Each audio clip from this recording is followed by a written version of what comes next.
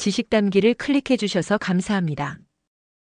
오늘은 예민한 사람들을 위한 심리학, 그 중에서도 예민한 기질을 가진 사람들의 인간관계 생존 전략에 대해 이야기해 보려 합니다. 예민한 사람들, 즉 감각이 섬세하고 타인의 기분에 민감하게 반응하는 사람들은 보통 공감 능력이 뛰어납니다. 또한 그들은 타인을 깊이 배려하며 자신의 행동을 끊임없이 돌아보는 성향이 있습니다. 그렇기에 그들은 누구보다도 따뜻한 친구가 될 수 있는 사람들입니다. 하지만 바로 그 예민함 때문에 인간관계에서 자주 상처받고 때로는 타인의 감정에 휘둘리고 나르시스트 같은 사람들에게 쉽게 지배당하기도 합니다. 심리학자 루크 버지스는 모방 욕망의 심리에서 사람들이 타인의 욕망을 무의식적으로 따라하는 경향이 있다고 말합니다. 예민한 사람일수록 타인의 감정과 욕구에 더 깊이 동화되기 때문에 나르시스트의 욕망까지 자기 욕망처럼 받아들이는 경우가 많습니다. 그 결과 민감한 사람들은 나는 왜 이렇게까지 힘든가라는 질문을 자신에게 던지게 됩니다. 그렇다면 예민한 기질을 가진 사람들은 어떻게 해야 이 세상에서 건강하게 그리고 선한 사람들과 관계 맺으며 살아갈 수 있을까요? 첫 번째는 자신이 예민하다는 사실을 병이 아닌 기질로 받아들이는 것이 출발입니다. 심리학자 일레인 아론은 말합니다. 예민함은 약점이 아니라 정보 처리의 깊이에서 오는 힘이다.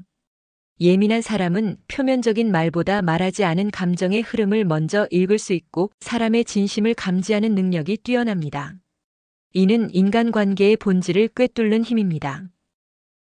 두 번째는 자신이 어떤 상황에서 스트레스를 받는지 구체적으로 파악하는 것이 중요합니다. 예를 들어 많은 사람이 모인 장소에서 소음이나 조명이 예민함을 자극한다면 그런 상황을 피하거나 대처 방법을 준비하는 것이 필요합니다. 무조건 회피가 아니라 자신을 위한 환경 설계를 하는 것입니다. 세 번째는 경계선을 세우는 연습이 필요합니다. 민감한 사람들은 갈등을 피하려다 보니 노라고 말하는 걸 어려워합니다. 하지만 감정의 에너지는 한정되어 있고 나를 보호하지 않으면 아무리 좋은 마음도 소진되고 맙니다. 경계선은 나를 지키는 심리적 울타리이며 그 울타리가 있을 때 진정한 관계도 가능합니다. 한 남성의 사례를 들어볼게요. 그는 친구들의 부탁을 잘 거절하지 못해 늘 자신의 일정이나 계획을 미루면서까지 상대방에게 맞췄습니다. 처음엔 다들 좋은 사람인 것 같았습니다. 하지만 시간이 지나자 그를 이용하려는 사람들만 남게 되었고 그는 깊은 회의감에 빠졌습니다. 결국 그는 상담을 통해 거절은 이기적인 게 아니라 나를 지키는 책임이라는 것을 깨달았습니다. 네 번째는 좋은 사람을 구별하는 안목을 키우는 것입니다. 좋은 사람은 내가 감정 표현을 했을 때 존중해주고 내 취약함을 이용하지 않으며 서로를 위해 변화할 수 있는 유연한 사고를 갖고 있습니다. 반대로 나르시스트는 당신의 감정에 공감하는 척하지만 마침내는 당신의 에너지를 완전히 고갈시킵니다.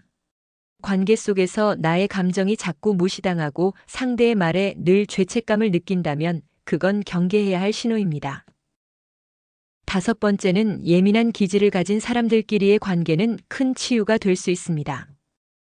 서로의 감정 언어를 이해하고 과하게 설명하지 않아도 공감받는 경험은 자존감을 회복하는 데 큰 도움이 됩니다. 결론적으로 말하면 예민함은 살아남기 위해 숨기거나 고쳐야 할 것이 아닙니다. 오히려 인간에 대한 깊은 이해와 정서적 연결을 가능하게 하는 선물입니다. 다만 그것을 지킬 수 있는 기술과 지혜, 경계가 함께 필요할 뿐입니다. 심리학자 일레인 아론은 이런 사람들을 HSP라 명명했습니다.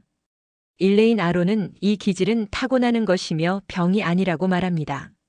이들은 자극에 민감하고 깊은 정보 처리 능력을 갖고 있으며 감정의 파동을 크게 느끼는 특성을 가집니다. 그들의 감정 파동에 대해 좀 더 자세히 얘기해 보면 이렇습니다.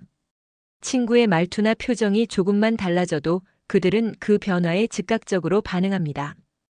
또한 영화나 책의 슬픈 장면을 며칠씩 마음에 담아두고 흔들리는 경우가 여기에 해당합니다. 이처럼 예민한 사람들은 착한 사람으로 살아가지만 그 착함이 자신의 존재를 힘들게 하고 지우는 방향으로 흐르기 쉽습니다. 이 점을 이용하는 사람들이 바로 나르시스트입니다.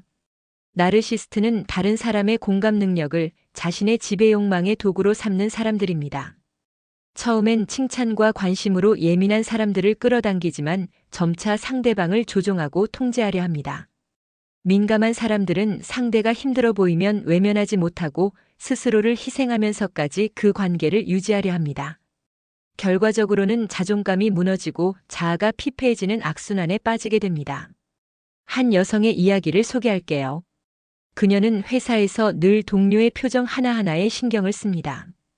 어쩌다 팀장이 기분이 좋지 않아 보이면 밤새 잠을 이루지 못할 정도로 스트레스를 받았습니다.